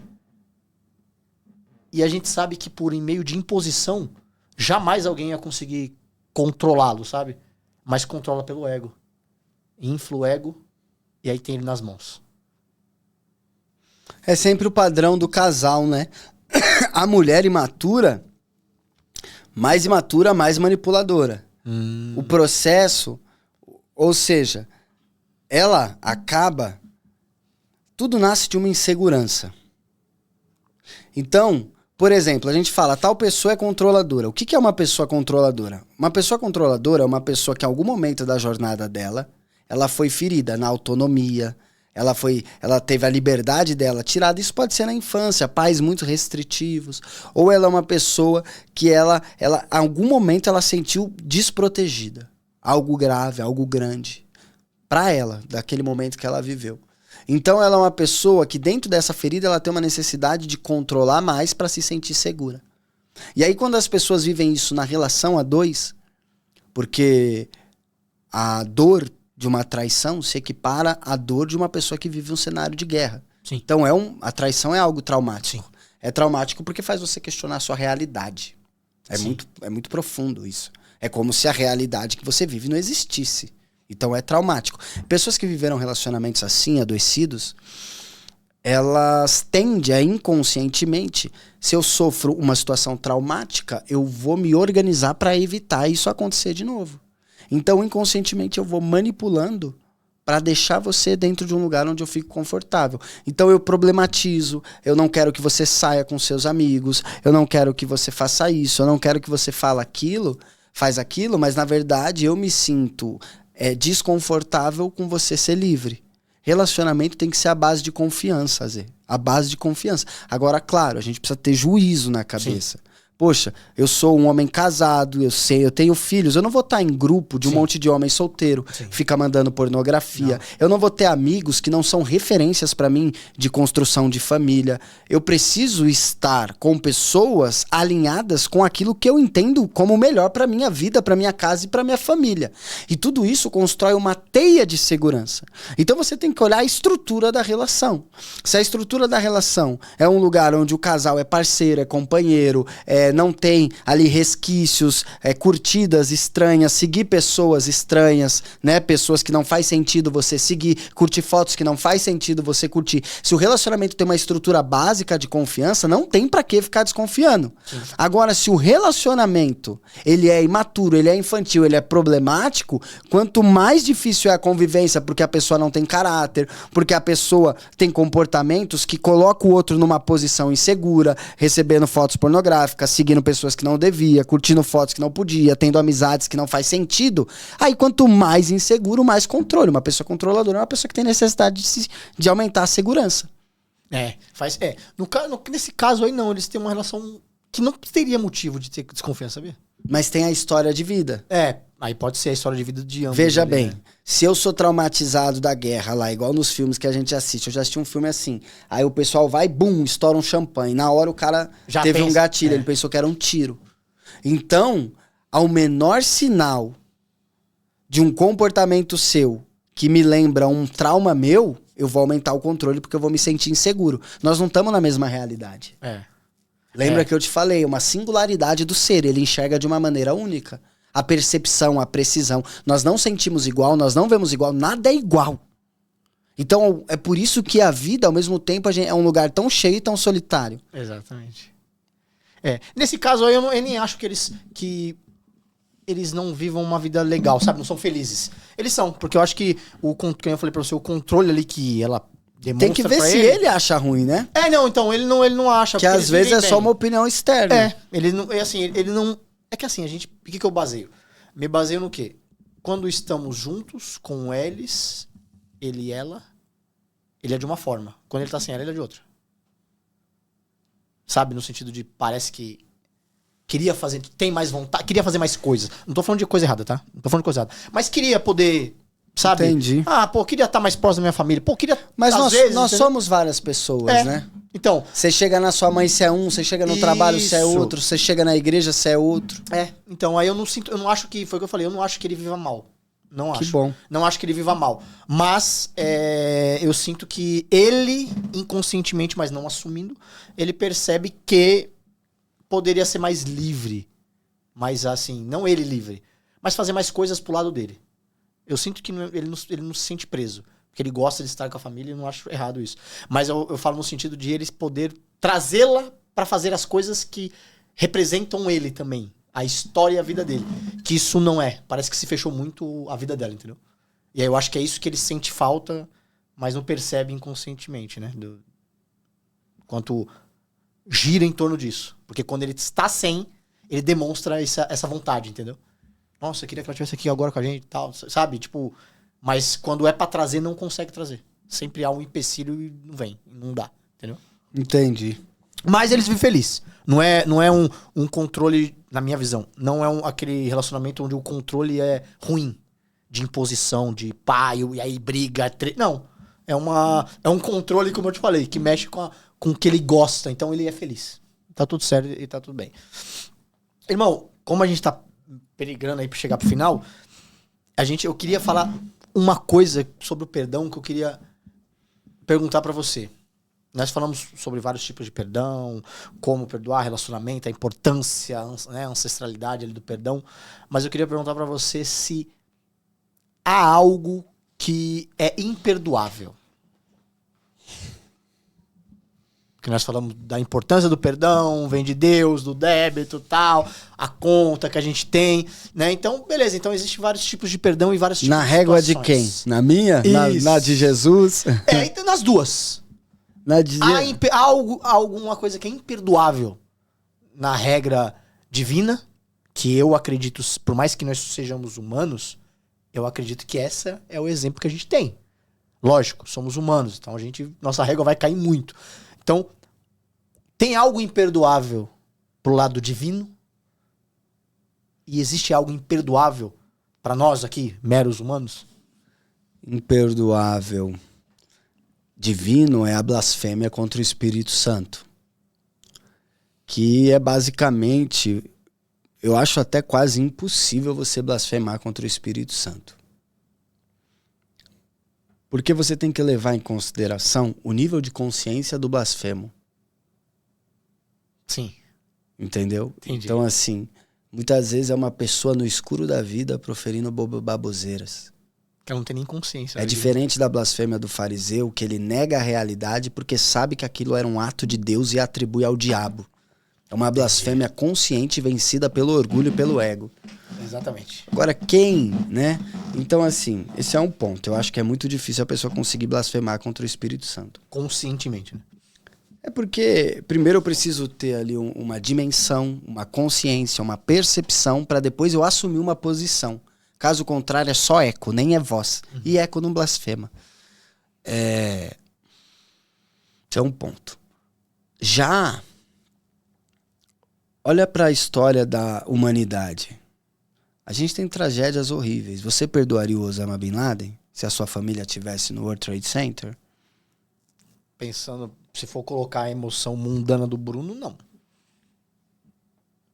Mas se eu fosse pensar no que eu acredito como exemplo, eu acho que eu poderia demorar, mas seria uma missão que eu teria de vida de tipo, eu vou perdoar. Sabe o que vai definir aí? Vou te falar uma coisa. O que é inegociável pra você? Inegociável. Cara, hoje pra mim, eu acho que hoje o que é inegociável pra mim... Cara, você me pegou, hein? Inegociável, irmão. Cara, eu acho que inegociável hoje seria minha fé. Que eu acredito como exemplo. A Jesus. fé em Deus. É, a Sabe fé em por Deus. quê? É me tornar um... Que eu acredito nisso. Somos, né? Semelhança de Deus. E tivemos um grande exemplo de Jesus aqui na Terra, que é o maior exemplo de que nós podemos nos tornar, que nós devemos seguir. Então, pra mim, hoje, o inegociável seria qualquer coisa que eu fosse fazer que me levasse pra distante desse caminho. De me tornar um ser humano melhor. Então, assim, por que eu perguntei o que é inegociável pra você? Porque a sua biografia não tá pronta. Quem é o Bruno? Bruno tá escrevendo a biografia dele. Quem era o Bruno de um ano atrás, 2, 5? Você vai ver que o Bruno de antes enxergava menos, o de amanhã vai enxergar mais. Então, só podemos falar de você quando a sua biografia for encerrada. Você tá escrevendo a sua biografia. Isso. E você escreve ela através de narrativas de vida que você conta a sua própria história pra você mesmo. Tem a história que os outros contam de você, mas só vão poder falar de você quando concluir. Isso. Aí fechou. Então, o que norteia se muitas coisas mudam? Aquilo que é inegociável. Os meus valores. Não importa o que aconteça, a verdade é uma só pra mim. Então eu olho nos olhos, minha palavra não faz curva. Aquilo que eu falei eu honro. Esses dias eu falei com uma pessoa, uma situação de mágoas, envolvendo distratos, e essa pessoa me procurou, acho que deve fazer uns 2, 3 anos essa situação, confesso que eu não me lembro. Eu olhei e falei, a minha posição continua a mesma, eu tô em paz, eu durmo bem. Por quê? Porque a minha palavra é verdadeira. Então, o Danilo já teve cabelo grande, o Danilo já teve cabelo careca, o Danilo já tá perdendo cabelo, o Danilo já teve barba grande, já teve pouco, o Danilo já foi mais acima do peso, já foi muito magro, já foi forte, o Danilo já foi da área do corporativo, o Danilo, ele tá transicionando, já foi solteiro, é casado, o Danilo, ele tá construindo a história dele. Mas existe um fio unificador da minha história. O que pega e junta e faz uma linha? São os meus valores. É o que eu acredito. Eu mudei pra caramba. Eu já não sou o mesmo de ontem. Porque ontem à noite eu tava comendo um tratado filosófico e eu já vi demais pelas lentes do filósofo, já mudei. Mas o que me permitiu nessa situação dessa mesa falar assim, a minha opinião é a mesma? Porque eu tomo decisões baseado no fio unificador da minha existência. Eu acredito que a nossa palavra não pode fazer curva. Então, assim, verdade, humildade, servir, amor, família, trabalho, evolução, isso tudo é o que eu acredito. Se você não trabalha, você é um inútil. Entendeu? Você veio aqui para gerar valor, para produzir, para deixar um legado, para marcar, para viver. E isso vai determinar se eu perdoo ou não. Sabe por quê? Porque Deus passou a régua. O único pecado que não pode ser perdoado é o pecado contra o Espírito Santo, que é negar Deus. Se estamos falando que não vamos negar Deus, então A partir disso, isso vai conduzir a minha vida. E qual que é o fio unificador da minha história? É aquilo que pra mim eu não negocio.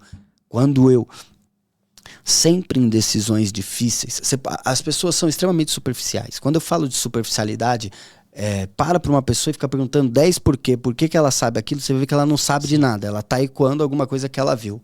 Porque para você entender um pensamento, você tem que correr uma linha reflexiva longa. Profunda. Exemplo simples. Você entra numa sorveteria no Brasil, quais são os 2 sabores que você vê lá primeiro? Os 2 que a gente vê primeiro? Creme e flocos. O que isso tem a ver com o Brasil? Por que não tá a graviola lá? Por que não estão frutas oriundas da nossa cultura? Porque nós somos colonizados por europeus. Tem uma certa influência aí. Se eu não penso isso, eu já tô vendido na realidade. Eu acho que o Brasil é o país do flocos. Entendeu? Então eu já nem tenho um pensamento. Eu nem me peguei onde eu tô na construção. Então, o fio unificador da nossa história tem que ser os nossos valores. Se eu não sou superficial, eu tenho que partir do que eu acredito, daquilo que é inegociável. Nenhum aprendizado parte se não te encontrar onde você está na sua vida. E esse eu vou te falar, o maior mecanismo de emburrecimento vai ser a inteligência artificial. Porque agora faz burro achar que é inteligente. Exatamente. Eu só fico repetindo, mas eu não tenho origem do pensamento. Se eu não tiver o hábito de prescutar, de estudar, de entender. Porque o primeiro caminho de quem já entendeu alguma coisa é saber que não sabe nada. Exatamente. Esse é o primeiro caminho. E nós vamos ficar aí quase na vida inteira, sabendo que não sabe nada. Então, o que me guia, Azê, são as minhas verdades. Por isso que eu tenho poucas amizades. Eu não consigo ser amigo de mentira. Eu não consigo ser amigo e não me importar. Eu não encontro um lugar para estar numa realidade onde as nossas relações são extremamente políticas e superficiais. Ou eu tenho amizades, contatos, network que fazem um sentido, tem um propósito, a gente faz negócio junto, a gente troca, que é uma grande parte das relações profissionais. Ou eu tenho um contato familiar e cadê? Tem que fazer sentido o contato familiar, a gente tem que estar junto, a gente tem que investir, a gente tem que se preocupar, senão a gente fica usando o sangue como um RG para evocar uma intimidade que não existe. Nós não investimos o tempo junto, nós não sentamos na mesa, nós não tomamos um café. Tem que ter isso. Tem que ter isso. Ou eu vou pôr Danilo. E se eu pôr Danilo, se eu pôr pessoa, aí tem que valer a pena. Então as relações e toda a realidade é que é tudo um movimento, é um eco, não é uma voz. Então quando a gente fala de perdão, a pessoa nem sabe porque ela não perdoa, a pessoa nem sabe porque perdoa. A pessoa ela tá no meio de um eco, repetindo. Todos os pensamentos. Você vai falar de política, as pessoas estão defendendo políticos. Então, assim, é a mesma coisa defender time de futebol. É tudo a mesma coisa. Então, da onde você parte para saber se você perdoa? Olha só, eu perguntei para você assim, você perdoaria o Osama Bin Laden? Você falou o Azê Karnal. Tem uma parte sua que não perdoaria. Então, assim, uma parte sua está desenhando uma história, o que unifica, o que te norteia, o que te guia, o que você acredita. Se você fala que você é cristão, que você tem uma fé, ela é um valor, ela tem que unificar. E aí eu encerro, última coisa que eu vou falar. Todos nós podemos viver uma vida sendo superficial, repetindo coisas que a gente não faz a menor ideia do que a gente está falando, repetindo conceitos, ideias, frases prontas, e a gente passa batido, até parece que tem presença ali, mas não tem, é bem superficial. Nós podemos passar uma vida assim. Mas existem momentos na vida que vão ser exigidos que você apareça. Momentos que você vai ser convocado para tomar uma decisão sobre de que lado você vai ficar da história. Momentos onde a verdade e a mentira estão um contra o outro e você precisa tomar uma decisão. Momentos onde vai ser requerido que você defender os seus valores significa perda, igual Jesus perdeu a vida. E nesses momentos é que você mostra quem você é. Quando você tem que tomar decisões difíceis. E só pessoas de verdade conseguem tomar decisões difíceis porque estão unificadas por aquilo que acreditam.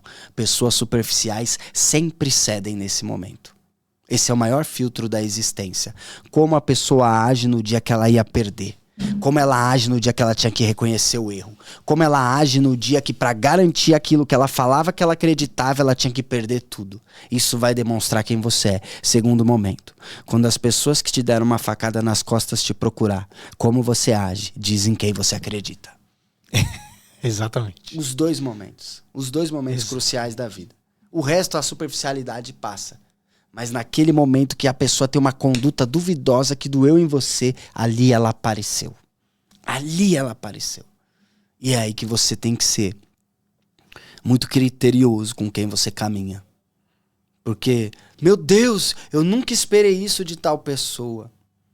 Talvez você não... Quando você tá perto de pessoas que sempre estão te traindo, não é sobre elas. O que você não tá vendo? Exatamente. Você falou um negócio que eu achei interessante, porque eu ouvi de um amigo meu uma vez que ele teve um relacionamento do qual ele pisou na bola com a mulher e a atitude dela após o ocorrido, o término, como conduziu, ela conduziu, a forma que ela agiu, fez ele não querer voltar pra ela. E aí quando eu perguntei, eu falei, poxa, mas você pisou na bola, você se arrependeu, você queria voltar, por que você não voltou? Ele virou pra mim e falou assim, porque é nas adversidades que a gente conhece as pessoas de verdade, Bruno. E a forma que ela reagiu comigo e o que ela fez perante o erro que eu cometi, pra mim mostrou um lado dela que não quero do meu lado. Olha, eu vou te falar uma coisa. Caramba. Uma das coisas mais lindas que aconteceu na minha vida, um dos momentos mais difíceis que eu passei, eu e a minha esposa, a gente sentava na mesa e a gente conseguia tomar decisões baseado no que era melhor para a relação. Quantos casais no momento de dificuldade, no momento de crise financeira, no momento de problema familiar, no momento de problema nas relações de amizade, esses casais se viram um contra o outro porque não dão conta de administrar aquilo como equipe. Então eles antagonizam porque estão colapsando. E passar momentos difíceis na relação e conseguir olhar pra pessoa que tá do seu lado, você pisando na água, sabe? Você tá sem nada, cara, você tá sem nada, você pensa que você perdeu, que você foi derrotado, você tá com a camiseta rasgada, você tá ali desvalorizado, mas você olha pra sua esposa e ela continua te olhando com os mesmos olhos. Ela vê um vitorioso, ela vê quem você poderia ser. Cara, eu passei isso com a minha esposa.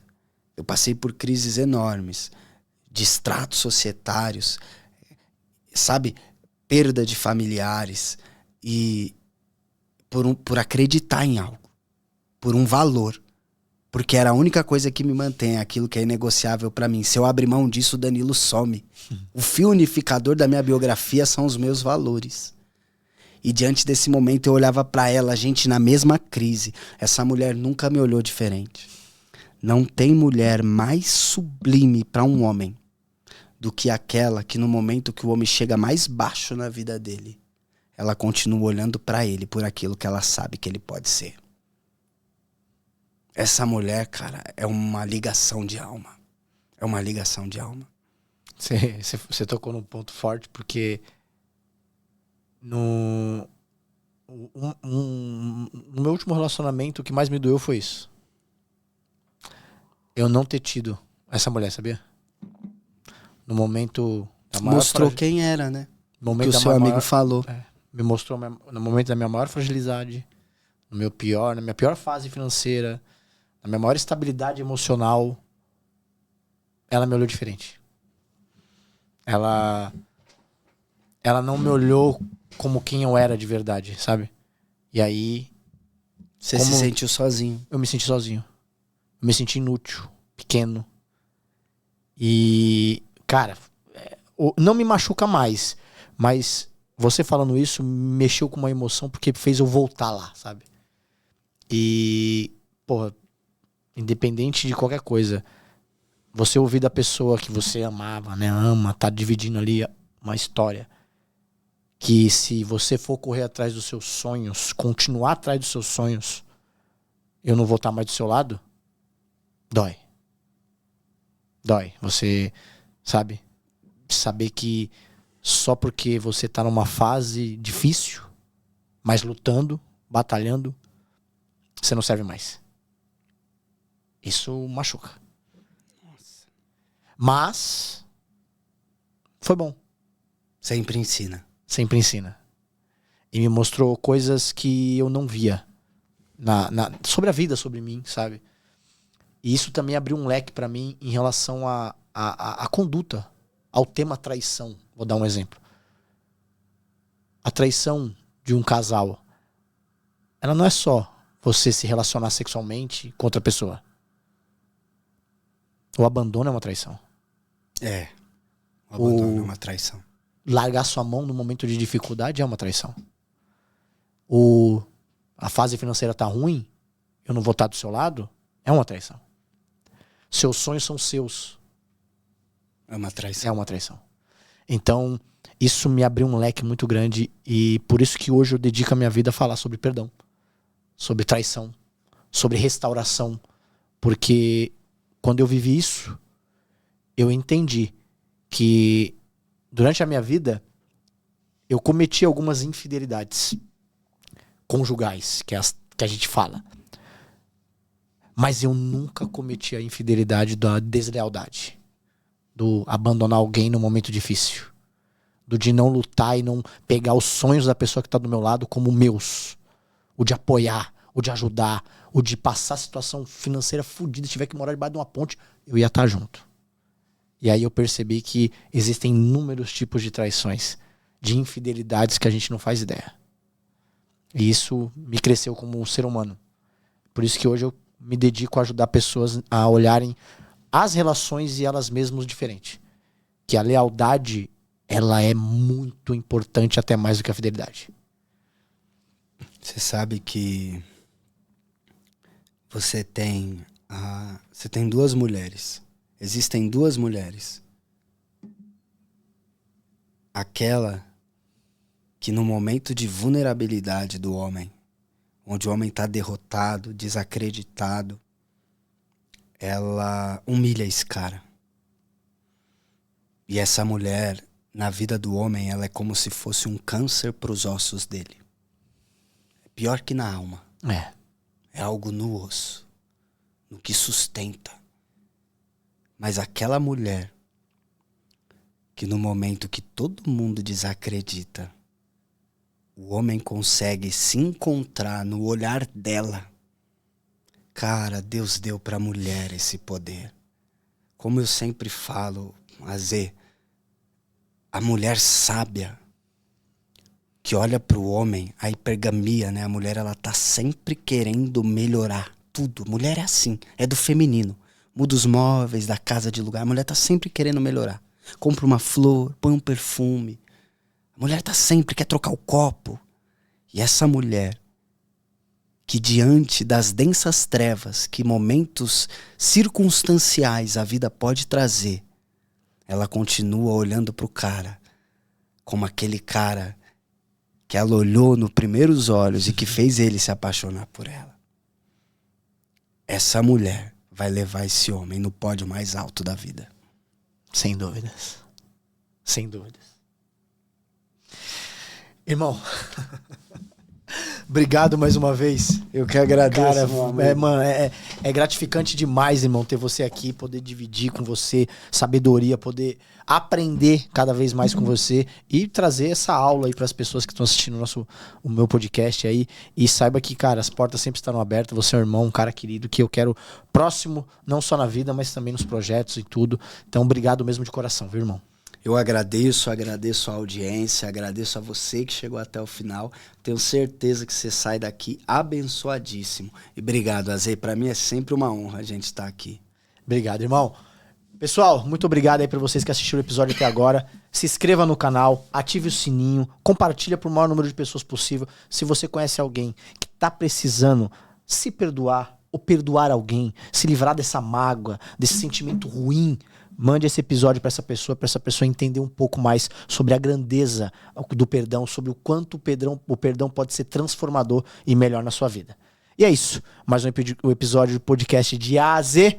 E um beijo no coração de cada um de vocês.